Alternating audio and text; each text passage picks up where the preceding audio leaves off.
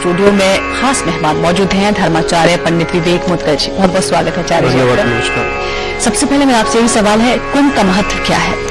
देखिए, हमारे धर्म ग्रंथों में पुराणों के अनुसार आप सब लोगों ने सुना होगा, सब लोग चर्चाएं करते भी हैं, समझते भी हैं कि अनेक कहानियां भी आपने सुनी होंगी। भागवत महापुराण में भी उल्लेख आता है, मत्स्य पुराण, ऐसे कई धर्म ग्रंथों में उल्लेख मिलता है कि समुद्र मंथन के समय जब धन्वंतरी महाराज समुद्र मंथन के समय जो 14 निकले थे अमृत का कलश लेकर, धन्वंतरी भगवान विष्णु के अंश अवतार थे वो धन्वंतरी महाराज, भगवान धन्वंतरी के द्वारा अमृत जो कलश निकला था, उस अमृत कलश की जो बूंदे हैं वो इन स्थानों में प्रयागराज, नासिक, उज्जैन और हरिद्वार में गिरी थी। एक ऐसी कथा हमारे यहाँ प्रचलित है और उस कथा का जो पूर्ण रूप से संयोग है उसका अर्थ है कि उसके लिए देवताओं और राक्षसों में एक युद्ध हुआ था अमृत को लेके। उस अमृत कलश की रक्षा के लिए भगवान विष्णु के द्वारा बृहस्पति महाराज को और सूर्य चंद्रमा को, साथ में शनि ने इंद्र के डर के मारे उस कलश की रक्षा की थी। इसीलिए जब भी सूर्य चंद्रमा और बृहस्पति का मिलन होता है 12 वर्षों में, तब ये महाकुंभ का पर्व होता है। और ये महाकुंभ का पर्व 12 वर्षों में ही निहित है, क्योंकि कहा गया है कि वो जो युद्ध था वो युद्ध 12 दिन चला था, तो वो जो 12 दिन है मनुष्यों के हिसाब से वो 12 वर्ष के रूप में है।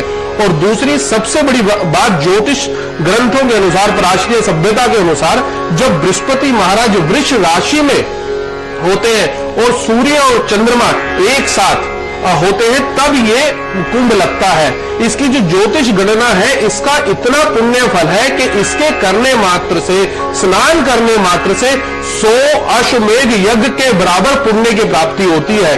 ज्योतिष का फल क्या है? क्योंकि जो ज्योतिष गणना है वो बृहस्पति और सूर्य पर आधारित है हमारे यहाँ, क्योंकि बृहस्पति को कहा गया है कि जीवन रक्षक है बृहस्पति, और हमारी आत्मा यानी कि ब्रह्मांड की आत्मा वो है हमारे सूर्य, एनर्जी के जो देवता है वो है सूर्य, और हमारे ब्रह्मांड के जो देवता है, हमारे मन के जो देवता है वो है चंद्रमा।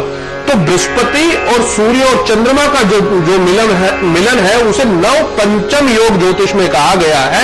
9वें और 5वें घर का संबंध बनता है। तो जो 9वां और 5वां घर है कुंडली के हिसाब से, 5वां घर उपासना का है, ज्ञान का है, विद्या का है, बुद्धि का है, संतान का है, यानी कि हमारे वंश परंपरा का है। और जो 9वां घर है वो हमारे धर्म का है, हमारे पुण्यों की प्राप्ति का है, या पूर्व जो जन्म में हमने संचित पुण्य किए थे उनको भोगने का है 9वां घर। तो इनका जब मिलन होता है, बृहस्पति पूर्ण दृष्टि से सूर्य और चंद्रमा को 9वीं दृष्टि से देखते हैं इस समय, यानी कि जीवन रक्षक ग्रह बृहस्पति सूर्य और चंद्रमा यानी कि आत्मा और मन को एक साथ जब दृष्टि डालते हैं, तब ये प्रयागराज में महाकुंभ का पर्व होता है और वो 12 वर्षों में आता है। इसके साथ साथ शनि महाराज इस समय, जैसा कि आपने सुना, 360 साल में ऐसा पर्व आया है, शनि महाराज उच्च के चल रहे हैं। जो रक्षक का देवता है, संहार करता है, जो गलत काम करते हैं उनके जो देवता है, न्याय के जो ग्रह है वो है शनि। तो वो शनि अपनी सबसे प्रबल उच्च राशि में चल रहे हैं। तो ये जो महासंयोग इस समय बना हुआ है, इस महासंयोग में अगर कुंभ में जाके, प्रयागराज इलाहाबाद में जाके स्नान करता है, क्योंकि वहां 3 नदियों का संगम है, गंगा, जमुना और सरस्वती, वहां जाके स्नान करता है, दान करता है, तो निश्चित रूप से किसी भी प्रकार के कष्टों से मुक्ति को पाता है और पुण्यों की प्राप्ति करता है। जी जी जी, वही हम स्नान की बात कर रहे थे कि कुंभ जो है दुनिया का सबसे बड़ा धार्मिक मेला है और करीब ये कहा जाता है कि 10 करोड़ लोग यहाँ पर स्नान करते हैं। तो स्नान का क्या महत्व है?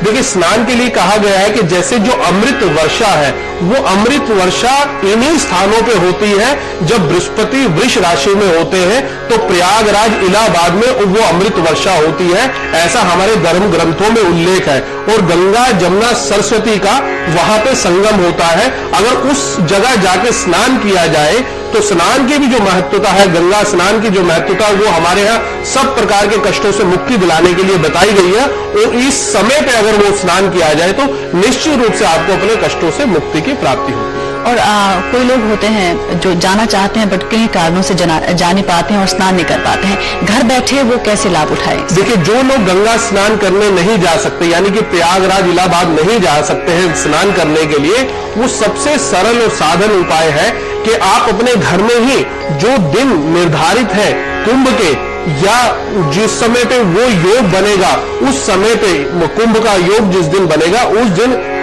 गंगा जल पानी में मिला के अगर स्नान किया जाए, और गंगे च यमुने च गोदावरी सरस्वती नर्मदे सिंधु कावेरी सन्निधिम सन्निध कुरु, ऐसे या इन मंत्रों का जाप करते हुए इसके साथ साथ ओम गंगा यही नमः, ओम जमुना यही नमः, ओम सरस्वती नमः मंत्र का जाप करते हुए अगर स्नान करता है तो निश्चित रूप से कुंभ में बिना जाए भी आप उन पुण्यों को उजागर कर सकते हैं और अपने कष्टों से मुक्ति पा सकते हैं। जी, और अगर हम ज्योतिष विज्ञान की बात करें तो उसका क्या कुंभ से कोई संबंध है? बिल्कुल, बिना ज्योतिष के आधार पर तो कुंभ लग ही नहीं सकता।